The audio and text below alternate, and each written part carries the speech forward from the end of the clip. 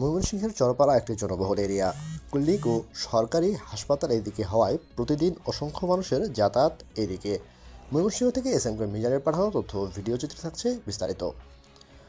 এরই একটি ব্যতিক্রমী চিত্র হলো রাস্তার অর্ধেকই দখল রেখেছে বিভিন্ন রকম হকার ও অস্থায়ী অবৈধ দোকানপাট। এসব যেন দেখার কেউ নেই। এগুলোর জন্য রাস্তা শুরু হয়েছে, ফলে ট্রাফিক জ্যাম লেগেই থাকে। স্থানীয় ও সাধারণ মানুষ জানায়, দ্রুত চরপাড়া রাস্তার এই দুই পাশ অভিযান চালিয়ে নির্বিঘ্নে এবং সাধারণ যাত্রীদেরও স্বস্তি মেলানো সম্ভব। প্রশাসন যদি এসবের উপর অভিযান চালায়, এর ফলেই দ্রুত এই রাস্তার সমস্যার সমাধান হবে। সচেতন মহল, ময়মনসিংহ জেলা প্রশাসন এবং ট্রাফিক বিভাগ সহ সকল প্রশাসনের দৃষ্টি আকর্ষণ করছেন।